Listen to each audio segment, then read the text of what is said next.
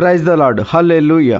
ప్రతి ఉదయం వేకువనే లేచి దేవుని వాగ్దానములు విని దినచర్యలు ప్రారంభించుట వలన మనసుకు నెమ్మది, దినమంతా దేవుని కాపుదల, దేవుని ఆశీర్వాదములు మెండుగా ఉంటాయి. ఈ దినమునకు ఏర్పాటు చేయబడిన వాక్య భాగము పరిశుద్ధ గ్రంథము నుండి యెషయా గ్రంథము 62వ అధ్యాయము 3వ వచనం. నీవు యెహోవా చేతిలో భూషణ కిరీటముగాను నీ దేవుని చేతిలో రాజకీయ మకుటముగాను ఉందువు. ఆమెన్. హల్లెలూయా. యెహోవా దేవుడు భక్తుడైన యెషయాతో దర్శనములో మాట్లాడుచున్నారు.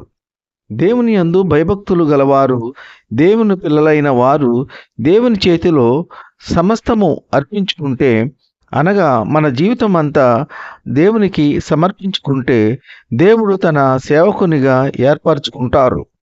ఆయన కృపను మనపై కృమ్మరిస్తారు. మరియు ఆయన చేతిలో మనము ఉంటే, అనగా మనకున్న సమస్తము ఆయన ఆధిపత్యంలో ఉంటే, మనలను ఆయన చేతిలో భూషణ కిరీటముగాను మరియు రాజకీయ మకుటముగాను చేయగలరు. దేవుని చేతిలో గనుక మనము ఉండగలిగితే, అనగా వాక్యానుసారంగా దేవుని యందు భయభక్తులు కలిగి నీతిగా, నిజాయితీగా, యథార్థవంతంగా ఉండాలి. ధనాపేక్ష, మోసము చేయుట మరియు ఇతరులను నిందించుట, జగడములాడుట, ఇవన్నిటికీ దూరంగా ఉండాలి. మన దరిచేరనివ్వకూడదు. దేవుని వాక్యము తెలియని వారికి వాక్యాన్ని వివరించి ప్రేమతో బోధించాలి.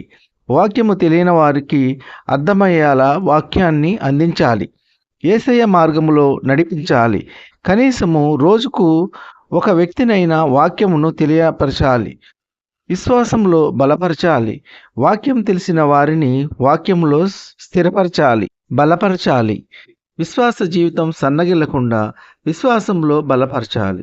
దేవుని యొక్క సాధనముగా మనము వాడబడాలి. ఇలా చేసినప్పుడు దేవుడు మనలను ప్రత్యేకపరుస్తారు, మనలను ఒక ఉన్నతమైన స్థితిలో ఉంచుతారు. మరియు ఆయన చేతిలో మనము ఉండగలిగితే మనలను భూషణ కిరీటముగా ఉంచుతారు. ఈ కొద్ది మాటలు దేవుడు దీవించునుగాక. ఆమెన్. ప్రార్థన. కృపా సత్య సంపూర్ణుడా, మీ ఘనమైన ఉన్నతమైన నామమునకు వేలాది వందనాలు, స్తుతులు చెల్లించున్నాం తండ్రి. మీరు గొప్ప దేవుడవు, శక్తివంతుడవు, సర్వాధికారి తండ్రి. మీకు స్తోత్రములు. గడిచిన దినమంతా మీ చల్లనైన రెక్కల నీడలో మమ్మలను కాచి కాపాడినందుకు మీకు స్తోత్రములు. మరి ఒక నూతన దినములోనికి ప్రవేశపెట్టినందుకు మీకు స్తోత్రములు. మీరు గొప్ప దేవుడవు, శక్తివంతుడు, సర్వాధికారివి. మీకు స్తోత్రములు.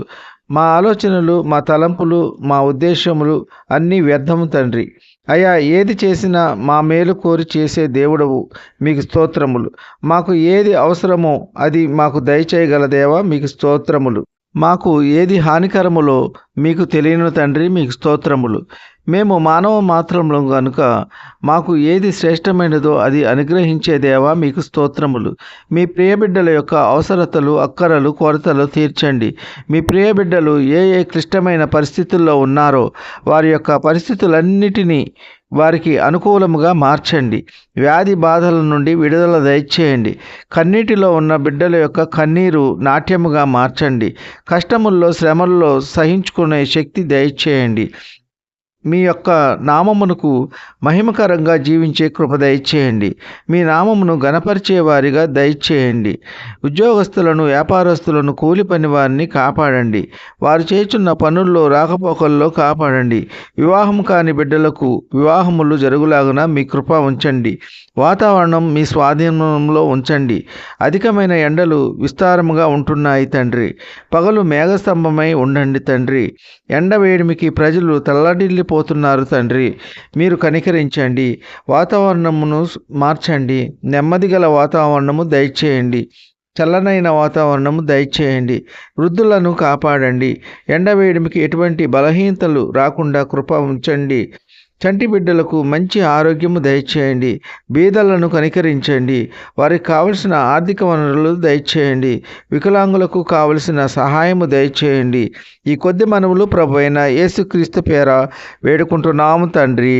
ఆమెన్. విన్న వాక్యము దీవెనకరంగా ఉన్నట్లయితే లైక్ చేయండి, షేర్ చేయండి, సబ్స్క్రైబ్ చేసుకోండి. మీ సహోదరుడు కోలా డానియల్.